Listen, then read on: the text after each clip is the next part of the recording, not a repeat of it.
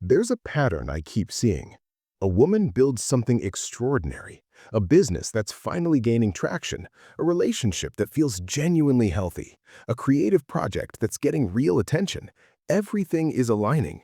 And then, seemingly out of nowhere, she dismantles it. She picks a fight with the partner who adores her. She ghosts the clients who are about to sign. She deletes the draft, cancels the launch, pulls back right when momentum is building. From the outside, it looks like she's afraid of success, but that's not quite right. What's actually happening is far more human and far more heartbreaking. Here's what no one tells you about breakthroughs. They require you to become someone you've never been before, and that's terrifying. Think about it. You spent years, maybe decades, building an identity around struggle, around being the person who almost makes it, the one who works harder than everyone else but somehow never quite arrives, the underdog, the overlooked one. That identity, as painful as it is familiar. You know how to be that person. You know what to expect from your days, from other people, from yourself. But success, that's foreign territory. When you're on the verge of a real breakthrough, you're not just gaining something, you're losing the person you've always been, and your nervous system interprets that loss as danger. It starts screaming, if I'm not the struggling one anymore, who am I? Will people still relate to me? Will I still relate to myself? So you sabotage, not because you don't want success, but because staying small feels safer than becoming unrecognizable. She spent 3 years building an online course, poured everything into it, her expertise, her savings, her nights and weekends. The launch date was set.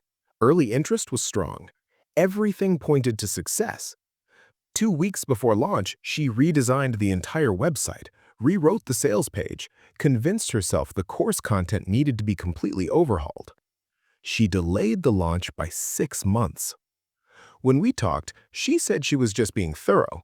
But here's what was really happening. Visibility was becoming real. As long as the course lived in her laptop, she was safe. She could dream about impact without risking judgment. She could imagine success without facing criticism. The moment it launched, she'd be exposed. People would have opinions. Some would love it, some wouldn't. And here's the deeper fear. What if people loved it? What if it actually worked? Because that would mean the next thing she creates would have expectations attached. She'd no longer be an unknown with nothing to lose. She'd be someone with something to protect. The stakes would be real. So she sabotaged. She stayed in preparation mode, where it's safe, where failure isn't possible because you never actually try. There's a specific moment when self-sabotage kicks in hardest. It's when your external reality is about to exceed your internal sense of worthiness. Psychologists call this cognitive dissonance. Your brain has a set point for how much success, love, money, or recognition you believe you deserve. When your life starts exceeding that set point, your mind experiences it as an error that needs correcting. So it creates chaos to bring you back to baseline. This is why you see successful women suddenly convince themselves they're frauds right before a promotion. Why a woman in a healthy relationship will suddenly fixate on minor flaws that never bothered her before. Why the artist who finally gets gallery attention will say her work isn't good enough yet. It's not modesty. It's not perfectionism. It's the worthiness gap closing itself. Your brain would rather create familiar pain than sit with unfamiliar joy, because unfamiliar joy feels like a setup. It feels like you're wearing someone else's clothes, like you're in the wrong room, like someone's going to notice the mistake and take it all away. So you take it away first. At least then has roots in childhood, but not always in the way you'd think. Maybe you grew up with a parent who was threatened by your light. So you learned to dim it, to make yourself smaller so they could feel bigger. Success now feels like betrayal, like you're breaking an unspoken contract to stay small for someone else's comfort. Or maybe you watched a parent achieve success and become unavailable, stressed, or unhappy. Your young mind connected success with loss. Now, getting close to your own breakthrough activates an old fear. If I succeed, I'll lose myself the way they did. Or maybe you were praised only when you struggled, when you overcame obstacles, persevered through hardship, kept trying despite failure. You never learned to be celebrated for ease or joy. So now, when things start flowing, when success comes without suffering, it doesn't feel real. It doesn't feel earned. Your nervous system starts looking for the struggle. And if it can't find one, it creates one. So what do you do when you notice yourself sabotaging? First, just notice, without judgment. The pattern loses power when you can see it clearly. When you can say, "Oh, I'm doing the thing again where I create chaos right before something good happens."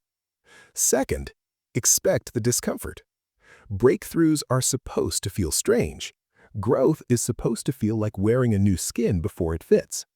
That discomfort isn't a sign you're doing something wrong, it's a sign you're doing something new. Third, let people see you anyway. Not perfectly, not when you're ready, but now, messy, imperfect, scared. Because the version of you that's ready will never arrive. She's waiting on the other side of doing it afraid. And finally, practice staying. When every instinct screams to burn it down, to run, to start over, to quit, stay. Just for one more day. Then one more. Not because it's easy, but because you're learning a new pattern. You're teaching your nervous system that you can hold success without destroying it. The breakthrough isn't just about achieving the thing. It's about becoming the person who can hold the thing without dismantling it. That's the real work. And it's the work that changes everything. You're not sabotaging because you're broken. You're sabotaging because you're on the edge of something your younger self never imagined possible. And that's exactly where you need to be.